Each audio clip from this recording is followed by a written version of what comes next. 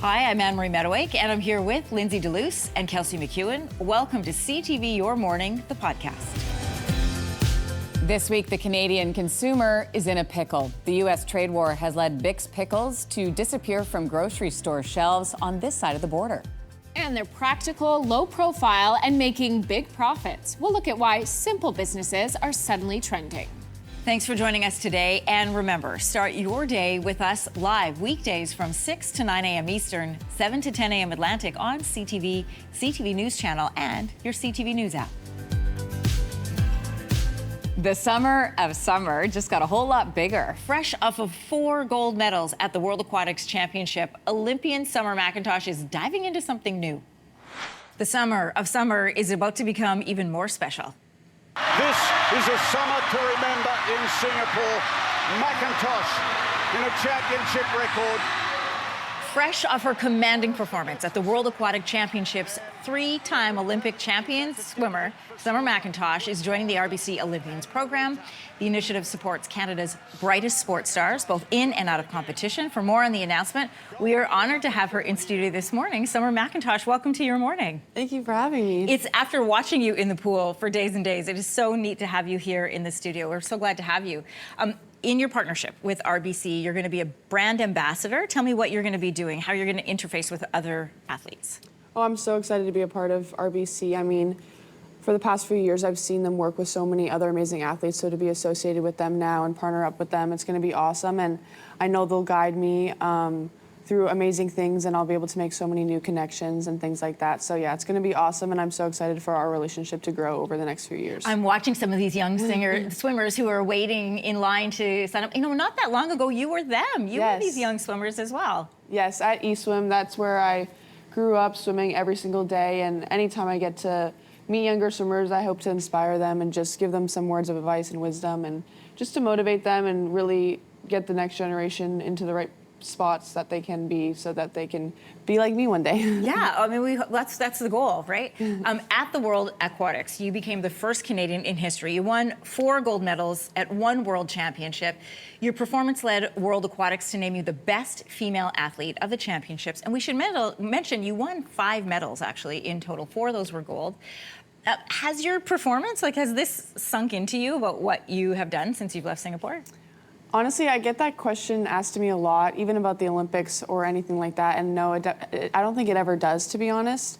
I haven't really thought about it too much because I've been on break relaxing, but I think it'll never fully sink in. And even just getting the opportunity to represent Canada on the world stage is such an honor. And to be able to get those 4 golds for Canada was so important to me. So, I mean, yeah, it definitely hasn't sunk in yet, though. Okay. Can we talk about the certain moment that we ran in headlines and everybody ran? This is caught after you won gold in the 200-meter butterfly. Here's a look.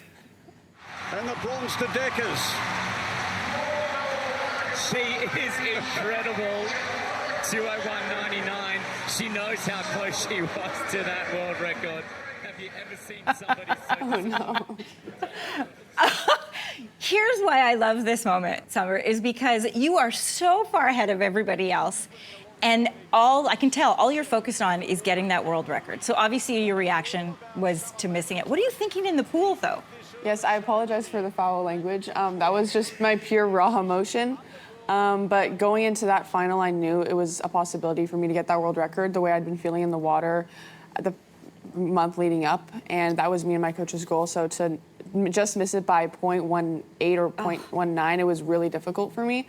But it'll definitely keep me motivated moving forward, heading into next year and things like that. But yeah, that just shows, always wanting more. And I think me and all the other athletes and swimmers in that pool, we share that mentality, and that's really what keeps us going. And Summer, there's no reason to apologize because when you watch that moment, all I saw was the mindset of a champion going, yes, I won, but I wanted more.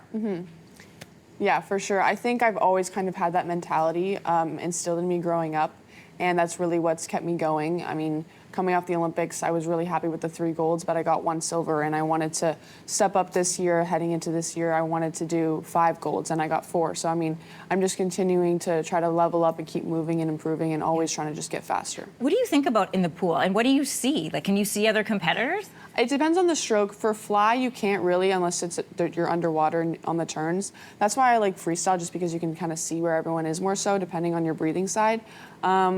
Thinking-wise, it depends on the race. Sometimes I'm not thinking at all. Honestly, I'm just trying to distract myself from the pain. But usually you can just kind of hear the crowd cheering, and you kind of have to channel that and use that to motivate you and keep going and things like that. But yeah, usually there's not a lot of thoughts. You kind of go in autopilot and you let your body take over for the most part. You're heading down to Texas with mom and dad. And you're not just heading down to Texas for any reason. You are going to be training in Austin with Bob Bowman. He's the former coach of Michael Phelps, whose record you're kind of chasing. First of all, did he call you or did you call him?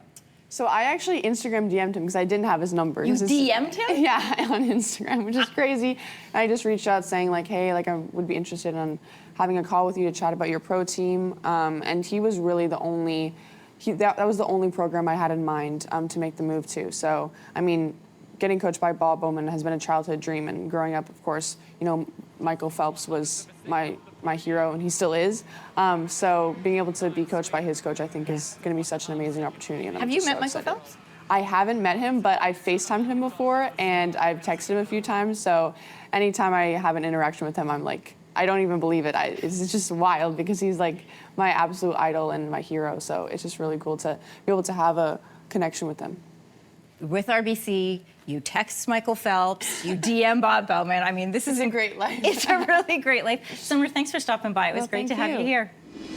In the age of streaming, you can get any movie you want at any time. But sometime, a movie will just pop up on your TV and you stop and watch regardless of the commercials. This Dalmatian glued to the screen when 101 Dalmatians was playing on TV. Oh, look, got up, got comfy. It's one of the many classics that you'll see when you flip through the channels. So we were thinking, what are some of the movies that you will watch every time they come on? First of all, my dog does this. My dog watches Really? TV. He watches TV. When he sees animals on TV, he loses his mind. Really? Like barks at the TV and gets like, oh yeah, he's always watched TV. The answer to the question is The Fugitive. Every single time, and especially like it's AMC, and for some reason it's always on AMC or at some points. And I must have seen this movie at least 50 times in my life. And I will sit through the commercials and everything else, and I don't know what it is. But yeah, young Jodie Foster and Harrison Ford, and it is just like, it's one of those, Tommy Lee Jones is in this too. I'm here for it every single time, and I will watch this entire movie. So I don't know, again, I don't know why, but the one is the one that immediately came to mind for me. I have never seen this movie. You've never seen this movie? You should watch this movie. It's a great movie, Kels. I will watch it anytime it comes on. When we started chatting about this idea this morning, I thought, is this a dying art? Because I know that so many people stream now as opposed to having like straight up cable. Yeah. And there is something just so magical about like hitting a movie, even 20 minutes in, that you love. And we had this experience when we were traveling for the baseball teams this summer and staying in hotels. And you're just like flipping through the guide. And so we ended up as a family watching the first Harry Potter. Funny that we were talking about that this morning. If it's me, if Bring It On comes on, I am there. I am there for Bring It On. But I've got a wide selection of movies that I will sit and watch. God, this movie is so good. I haven't seen this movie in years. It's so bad. It's so good. I also love a good adventure movie, and so I've got a couple picks in there. I don't know which one is first, so let's go to the next trailer and see. Do we have another trailer for it? Top Gun. Oh, yeah. I love it, but like Clearly. the original Top Gun. the I first love Maverick a lot, but I'll always do this one. The Matrix is another one for me. I will stop everything I'm doing to watch young Keanu Reeves. Oh my God. And then the last one for me, going back to like the good girl classics, I love a good Mean Girls. Like I will sit and watch Mean Girls I will watch. Mean Girls at any time and just laugh and laugh and laugh. And then cry a little, but I'll laugh as well. None for Christian Wieners. Yeah, sorry. No. But None for her. None for her. I do. Yeah, that is a good one. Devil Wears Prada for me, always, anytime it comes on. How do you feel about the new one coming out? We'll see what happens. I like the cast. Can Andy not like run like she's frazzled at every moment of her life? I know, that's her like at some character. point you can. Well, I shouldn't be one to talk. I just want to see if she did. I just want to know if she ditched the boyfriend or not. I think she did. There's new love scenes with a silver-haired fellow. Oh. He's quite cute. Oh, not real? What's not real? Oh, you're making fun of me because I wondered. We're rebooting another I was series. very invested right? in her character. Corey is telling us that she's not real and we Like, should I not wonder be what as she's invested. doing now. I wonder if she ditched the boyfriend. Like, it's a movie. She's Yeah. I hope. Listen, you she's should not just continuing to live her life when the movie ends. Don't ruin that, down. Corey. Don't ruin that for us. sit down and watch this movie. You'll be very invested in her character. It's a great movie. Yes. It is a great movie. That and Sex in the City. Really? Yeah, every time. It's just the clothes and the apartments for me. Our Canadian tourism industry is feeling the effects of less American visitors this summer, some of which is being blamed on tariffs. Statistics Canada shows that cross-border travel to Canada by Americans was down 8.4% in May. That's compared to the year before. And one region that's really feeling this is Niagara Falls. Maury DiMaurizio is Chief Operating Officer of City Cruises Canada. They operate popular sightseeing attractions in that region, and he's joining us this morning with more about the changes that he's seeing as we show you a live look at Niagara Falls this morning from the Canadian side. Good morning and welcome. Good morning. Pleasure to be here. Thank you. So how have you seen your business change this summer? Well, clearly there's a difference in the travel patterns. Our offices are located right under the Rainbow Bridge, so we see it live firsthand every day. And of course, you know, when there's lots of traffic on the bridge, we're happy about that. But nevertheless, this year, definitely a change in the American travel sentiment. Now, there are still many Americans traveling here, but it's definitely different this year. It's probably soft to the tune of about 10%, and different stakeholders and different attractions will have a different number. But, you know, what we track is more the actual passenger counts on the vessels, and you can kind of track through various information of country of origin. So we definitely know that it is definitely soft, and it definitely is not nice. Yeah, well, okay, describe what nice, not nice means for you, Maury. Well, in terms of you know, being able to entertain or create amazing experiences for millions of visitors a year, you know, that's something that we do and we thrive on, and everyone is tuned into that. And we've been doing it successful for so many years. And when you're not able to do that and show your best, you're still giving everyone that amazing experience, but you know you can do more. So really, you're contributing to the community. You're contributing to, you know, the Ministry of Tourism and all the tourism jobs that rely on what we are, and that's Canada's #1 tourist attraction. We know the part we play and the importance of that in Niagara Falls and in the Niagara region and to Canada as well. So we're sad that we're not able to do that this year, although it is still a spectacular year. I don't want to self-sell it. But nevertheless, the amount of Americans that are not here is definitely noticeable, and we definitely miss them. Yeah, and you notice it. And as you point out, Maury, I mean, you are a stone's throw from where everything is happening. You really are on the front lines. When did you start to notice this drop in Americans crossing the border? And did it correlate with tariffs starting to kick in? You know, it started probably before that. We noticed, because we track our pre-season sales, so we can get an idea of what the season's going to be based on the tour and travel trade industry. So we see what series and what tickets have been booked ahead of the season. So, you know, in January, February, March, we can kind of start to see things wobble a little bit. And while we were very optimistic and hopeful, we were thinking that, oh, maybe it's this and maybe it's that. But then when it started to unravel and unfold, then you really got a good idea of what some of those detractors were. And of course, we do all kinds of data mining and surveys and analytics. I mean, there's a team of you know, spreadsheet geniuses that figures this stuff out, which we rely heavily on. And that information is valuable to us. So you can really see consumer sentiment, the intent and consideration of where people plan to travel, and, you know, what alternate plans they may have. So we really knew early in the season that this is kind of going to be a little bit of a wobble this year. I mean, I love data as much as the next person, but you've got the best data gathering, which is you get to talk to American customers firsthand. So what are you hearing from them? What are they saying to you? You're so right. I actually make it a habit of traveling because, like I said, our offices are located under the Rainbow Bridge, the plaza. And so I walk from our office, and I'll walk down to the boat tour, take the elevator down. I'll walk all the way to Table Rock and, you know, kind of get my steps in, right? But in doing so, you get to really understand who and where people are and where they're from, what their concepts and what their thoughts are. Because you chat. I'm a chatty person. It's what I've been doing for 30 years. So yeah, people that are here love that they're here. They're supportive of Canada. It's almost like they're apologetic. It's kind of a reverse role. Instead of Canadians saying, you know, being sorry, and it's great. It's wonderful. We you know, especially with Americans, we've been neighbors by chance, friends by choice for hundreds of years. I think the relationship is wonderful, and I think at the administrative level they need to work some things out. But regular, you know, Joe and Jane that is crossing the border or coming to visit Canada, they understand. We're on the same page. We all sit around the same kitchen table and make those decisions. It's interesting that you point out that about saying sorry. I've heard that anecdotally from other people and experienced it myself. When you bump into an American on the Canadian side of the border, very often they'll say to you, hey, we're really sorry. Yes, that is so true. And I will travel into the American side as well quite often for business. And you kind of, I'm always on the self-promote and tell everybody what we do and where I am. And yeah, you get the sentiment that not everybody's kind of on the same page there. And those folks that have decided to stay home, it's no slight against them. They've made the decision. They want to support their country, and that's okay. We respect that. Canadians are doing the same thing. We've seen a spike in Canadian visitation, particularly this year, which is great for us. We're appreciative of that.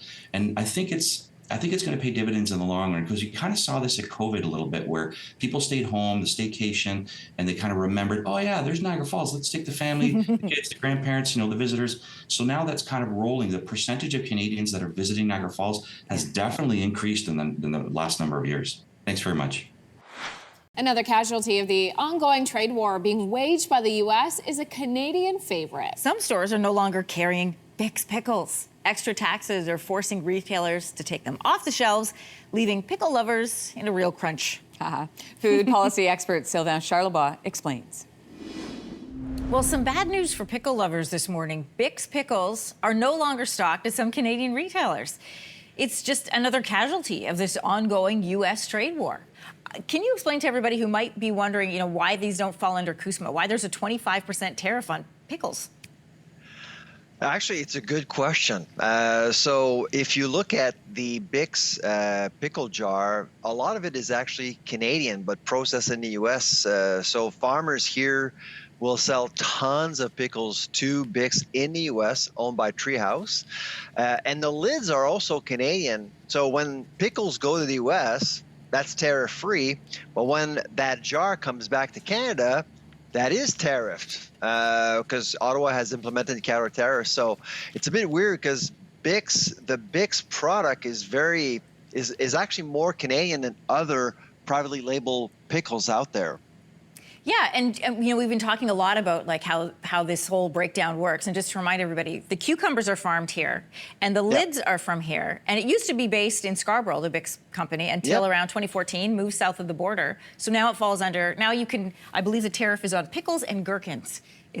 That's right. Is what it's labeled under. If we broaden this out and take a look at the agricultural sector overall, what is the consequence of this cross-border tariffs so far? Well, this is the challenge here, because in Canada, in my view, we have fewer options. We're only 41 million people. In the U.S., of course, there are tons of consumers. The economy is still growing, and so we're at a disadvantage. So when we decide to apply counter tariffs, we need to be extremely careful and targeted. Right now, we're basically tariffing products that were actually grown in Canada. Now, that decision to move that plant south was made, as you just mentioned, more than a decade ago. But the economics of rebuilding a new plant in Canada aren't necessarily as strong as keeping that plant in the U.S. And frankly, we don't know how long Mr. Trump is going to be. Well, we know how long President Trump is going to be president, but the company Treehouse may not decide to actually move that plant up north, because they just don't want to bother. It's just not worth it, given that we're only 3 years away from the end of the presidency and this tariff bonanza that we're seeing. And people who are thinking in their minds right now, it's not just pickles, right? It's relish and other pickle products that would all come from here. So what are some Canadian alternatives then to Bick's, which I think a lot of people thought was a Canadian product? Actually, there's quite a few Canadian companies out there. If I may mention one, Mrs. White's Putters. That's a Canadian product. It's actually carried by many different retailers. But the reality here is that with counter tariffs, we're suppressing competition. And when you suppress competition and eliminate options from shelves, well, guess what happens to food prices? Prices will go up, and that's unfortunate. And so that's why it's important to make sure that we see choices. People can actually buy Canadian. And if you're a Bick's fan out there, don't worry. Some grocers will still carry Bick's. There'll just be fewer of them. Fewer of them, and will the prices go up? It is possible because, again, if you reduce supply, of course, prices tend to go up. That's why I'm a little bit concerned about what's going on right now. You want more choice given to consumers, not less.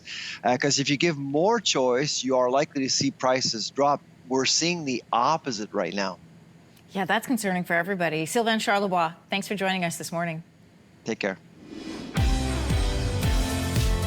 You're listening to Your Morning, the podcast, where we bring you some of our best conversations from the show every week. You can join us live on CTV every weekday, 6 to 9 a.m. Eastern and 7 to 10 a.m. Atlantic on CTV CTV News Channel, or on your CTV News app. Can you relate to feeling like this after a vacation? Fog is all over the place right now. This time, 2 weeks ago, I was literally putting my toilet paper in the bin in Greece. I went to Europe. I literally... Okay, how people act when they're jet lagged, right? Well, traveling to a different time zone, obviously it's fun. But it's the jet lag that is not so fun, right? That follows. But what if I told you there is a routine you can follow that will balance out your sleep schedule regardless of where you travel in the world? Sleep expert Amanda Jewson is here with some tips. Hello. I love this topic. Yay, me too. Yeah, everybody needs some tips. Okay, so let's roll through how it all functions, right? Okay. So you're going to a different time zone. Yep. Getting ready for prepped for vacay. Yep. What can you do at home to prepare? Okay, so my husband and I recently went to Scotland. I'm gonna use this as an example. Okay, so Scotland is 5 hours ahead. And so 5 hours ahead, 10 p.m. in Scotland feels in my body like 5 p.m. My body isn't ready to go to bed at 5 p.m. So really what you wanna do about 6 to 7 days before, you are going to plan. For me, I went to bed earlier. So usually I go to bed around 11. Over about 6 or 7 days, I got to about 9 p.m. So you're gonna wanna reset your schedule a little bit. Part of that, I woke up this morning super early to be here. Mm-hmm. It was dark outside, that's devastating. I always recommend, I'm not there yet, it's summer in my head. I always recommend some sort of light exposure. So you could get, the happy lamp, everyone knows about a happy lamp, but I've been waking up with the sunrise alarm clock every day for the last 9 years. Is it gonna work on me? You can do hard things, thing. You can okay. do Oh yes, boom. look, it's it was gonna do sleeping. It was sleeping. See, so it wakes up. This is a very brief, example of what that looks like. But you can wake up like that, and that sort of visual signal tells your body, hey, it's okay to be awake. I've so told you 6 to 7 days ahead. 6 to 7 days ahead. Yeah. Okay, pre-travel tips. And I do want to say, don't be afraid. I almost never recommend melatonin use, but 1.5 to 3 milligrams, 3 to 4 days ahead to go to bed earlier can be life-changing, to allow your body to do that work. You said that everybody knows the happy lamp. I have no idea what that is. Oh, it's something that people use in the winter when we have less sunlight. It's literally a blue light lamp. Oh, it's that thing. It just gives you all the feel-good Oh, feelings. like people have in their offices and stuff? That's right. Okay, It's during the usually daytime. used for SAD. Seasonal affective okay, it's disorder. called the happy lamp. It's happy lamp, yes. By the way, I've been using a sunrise alarm clock for the last, I would say, 12 years. I know. Every day. It's the best. It's great because it sort of eases you awake. Yes. Like you naturally should be. It mimics the dawn. At 3 in the morning. Okay, so let's jump to travel day. What can we do on the actual day of travel? Okay, so number one, I know this feels weird, but hydrate your body, okay? Drink a lot of water, feel really good on the plane. You'll also want to make sure that when you have the opportunity on the plane, sync your meals with your new location. You can ask the flight attendants, hey, can I eat a little bit later around this time? Eating regulates the circadian rhythm, so big deal there. And if possible, we're inundated with screens and light exposure on a plane. Pop on some blue light glasses. It's really gonna help you rest. Okay, so and we're on the plane still. Yes. Do I sleep on the plane? Absolutely. The more rested you are, the better you are with jet lag. Oh, really? So yes. It doesn't matter what you're going into, just try to sleep? Yes. No one's sleeping 8 to 9 hours of peaceful sleep on the plane. 100%. But the more that you can reduce some of that sleep pressure for your new location, the better you're going to be. Now you're at the location, you've arrived. Yes. Okay, how Yes. can you try to adjust the fastest? So you don't need these anymore because you have actual sunlight. So really use sun and light exposure. Go to the sun, look outside, experience darkness when it is darkness. Wake up at the same time every day, go to bed at the same time every day. Those two things are going to be massive. Use melatonin where appropriate. So when I was in Scotland at 10 p.m. and I wanted to go to sleep, my body thought it was 5. I would take 1.5 milligrams and I would be able to fall asleep. And I'm not an all or nothing person. Take a nap, 20 to 30 minutes. If you say don't nap on the day, people will be like, well, it's all or nothing. If you really feel tired, take that 30-minute nap instead. Okay, now you're back, Amanda. Yeah. You're back home. What can you do to help that jet lag? You cry a little bit. Cry a you're little back bit. At home. But then you're gonna basically do everything in reverse. So generally for me, when I got back, my bedtime is now later. Bodies like to do later. So generally if you're doing later, it's okay. If you did the opposite, if you went out west and you're coming back, you're gonna follow all of the tips that I used in order to get to Scotland on the other end. You're just going to reverse whatever you did. These are fantastic. Yay. I'm so glad you came in to walk us through today, Amanda. Thank you. My pleasure. Have you ever considered using or have used AI to book a trip? Nearly 80% of Canadian travelers are interested in using artificial intelligence for future travel. Joining us to help sort out the pros and the cons is our travel journalist, Lauren Christie, who is in Amherst Shore, Nova Scotia this morning. Beautiful there behind you, Lauren. Good morning. Good morning. Listen, I personally know a lot of people who now use AI to book trips big and small. The numbers obviously support that. Canadians are definitely using AI. What is it that they're finding appealing? Well, I just think, if you look at it, I think it's time and ease. It's a bunch of different things. But when you look at the numbers, 1/3 of Canadians are now using AI to help with their travel planning. So I think it's partly that, partly also an age thing. If you look at the different generations, Gen Z, almost 57% of Gen Zers are using AI, almost half of millennials, and a quarter of Gen Xers are using Gen X. That was the one I was getting. I'm a Gen Xer. I shouldn't forget that, but a quarter of Gen X. So it's very much an age thing, but people are adopting it quickly in Canada for sure. There are a few different AI platforms out there. Can you tell us about some of the options? And then I would be really curious to know which one you use. Yeah, there are a bunch of different options. There are a lot of good ones in there. Canva is getting a lot of really great reviews for its trip planner. There are iMean is a really good one if you're looking for budget flight and accommodation details. People like that one for deals. If you're really into travel, Route Perfect and Mind Trip are really great. They personalize, they're unique, they offer pictures and maps to go along with your planning experience. But I have to say, I kind of stick with the basic, I guess if you can call that with AI. I use ChatGPT. I just find it super easy and quick. For me, it's the best one.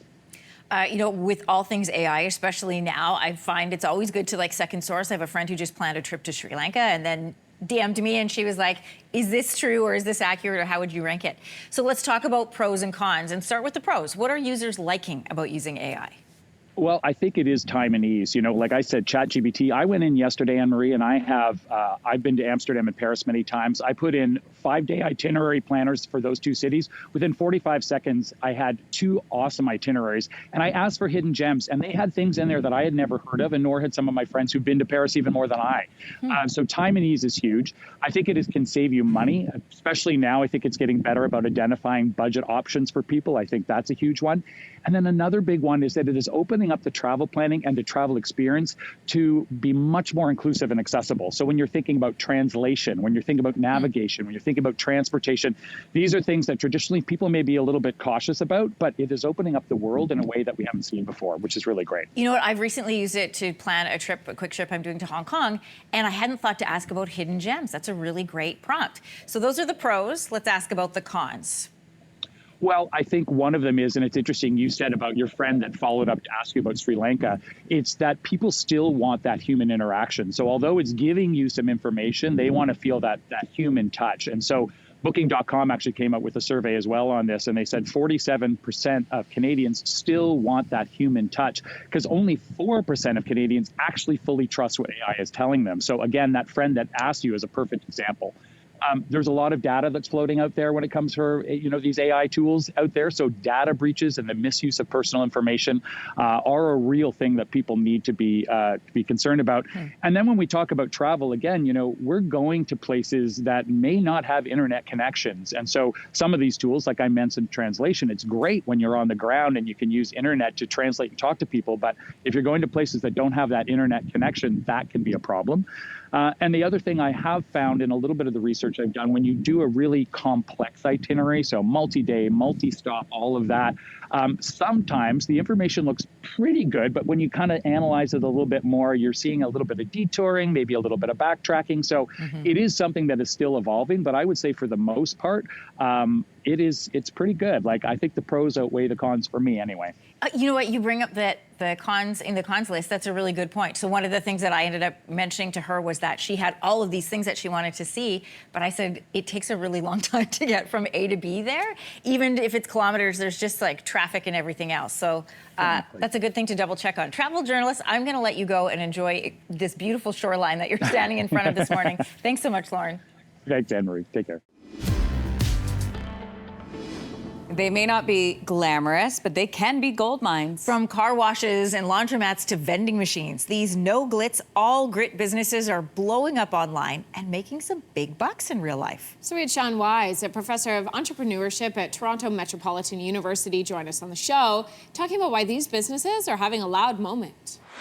Why are we seeing this surge of interest in these kinds of businesses, in particular with the way that work and careers are trending right now? Well, I think you've hit it right on the head. Being entrepreneurial is the key in most young people's minds. I think employment is less and less available and is working for someone else. And the idea of working for yourself has always been a young person's dream. But the issue is that you have to choose what is that business you're going to run. And you can choose a boring business or a startup business. And that's something we're seeing more and more students interested in. We're sharing video right now of vending machines, which is also on that list of these businesses. Absolutely. Some people are running them as a side hustle. Others do it as a full-time job. I guess, first of all, break this down for us. What are the profit margins of running something like this with predictable demand? Well, the key is predictable demand. So a little money every day is better than the possible money once a year. And so you can have smaller margins, even under 10%, and still run a very solid, boring business. But as always, better margins is usually better profit. Experts are warning, however, against some of the online narratives around these kinds of businesses. So let's walk through them with you. What are some of the biggest misconceptions? It's not as easy as they paint it to be. Well, it never is. Being an entrepreneur is a 24/7 job. It involves your spouse and all the stakeholders in your house. It involves your customers, your employees. I think the big difference, though, and I think the key focus for people is around uncertainty. A boring business has less uncertainty than a startup. A boring business knows its business model, how it makes money, who it makes money from, whereas a startup is trying to figure that out. So it might be boring, but it still takes work. Because you know your business model, all your focus is on execution and delivering on that value that's already proven to be needed. And it still needs maintenance, things like a car wash or a laundromat or a vending machine. Those things are still baked in. Yeah, nothing grows without care. You're just moving from a hunter model where you're looking for one big win as a startup to a farmer model where you get up every day and you put in the hours and you grow a beautiful crop and it makes you a lot of money. I love that analogy. The number of businesses that are up for grabs in Canada is expected to increase. A 2023 report from the Canadian Federation of Independent Business found that 76% of business owners plan to retire within the next decade. That's a lot of gaps. What advice would you give people who are considering buying one of these businesses? So first, congratulations. I think you've spotted a huge trend. My colleagues in the family business area tell me that succession planning is a huge problem. People who own 3 or 4 laundromats, their children don't want to take it over. And that's an opportunity. That's an opportunity for new entrepreneurs who want to get onto a family business and convert it into a business. But what they have to be wary of is paying all up front. The best due diligence you can do before acquiring a business is working for a business. Work for a business for a year as an employee, and you'll be a better owner at the end of that year. Right, and you highlight something that's really important, which is the fact that, yes, people have made these profit margins, but they've put the money in and they've put in the time. So when you are buying them now, you're buying all of that initial investment as well. You're also getting it's an owner-run business. And so if you buy them out on day 1, on day 2, they may not be available. They may be in Florida or Costa Rica or somewhere where they're not going to be wanting to pay attention. It's much better to develop a long-term relationship, help them have succession, buy the business over 5 years, work for the business with the owner. That way you get a seamless transition and you increase the probability that you'll be able to generate the same monies that the prior owner did. Does anybody remember passport stamps? Like not just the thing, but the stamp, the country stamp, at every border crossing? That's kind of disappeared, which is kind of sad. But it made us think about what else is lost in this digital age. Everything else in life is going digital, and it makes sense why passports would be too, but it feels like we're losing this extremely nostalgic souvenir/time capsule that has been so special for travelers for so long, and now we will just have a digital footprint, which is totally different.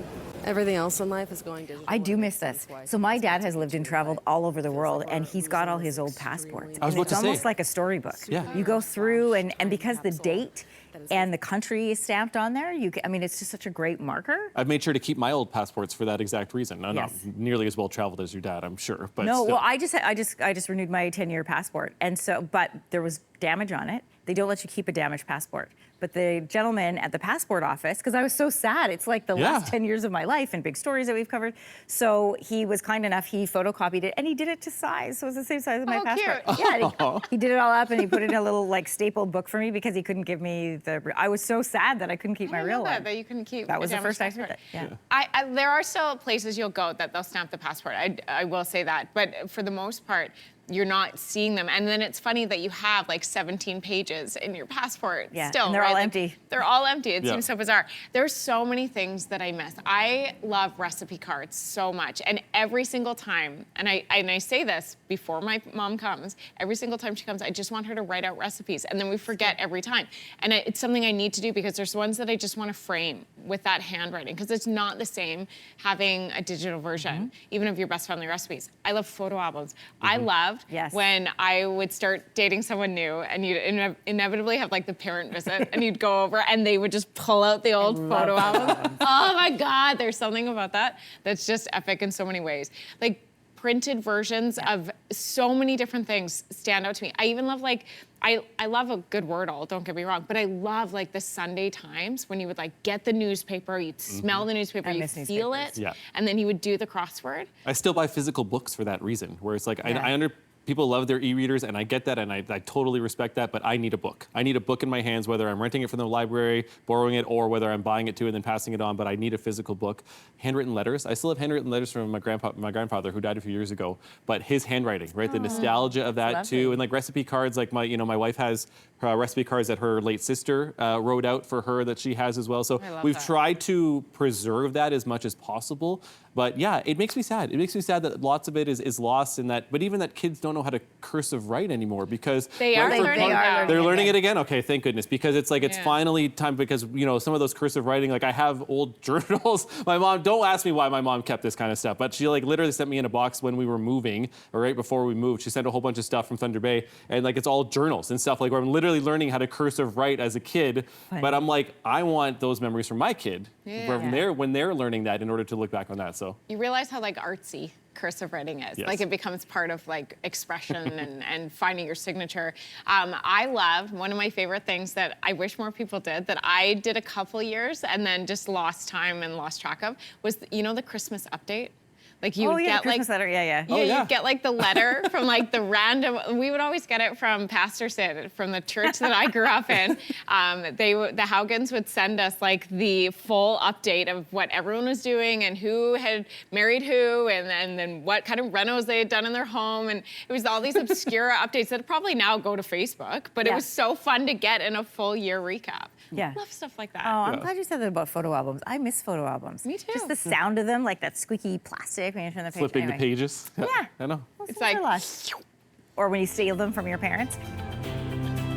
We're so glad you listened in today. For more great conversations, don't forget to download or hit subscribe to Your Morning, the podcast, on the iHeartRadio app or wherever you get your podcasts. And of course, we would love for you to watch us live weekday mornings on CTV CTV News Channel or on your CTV News app.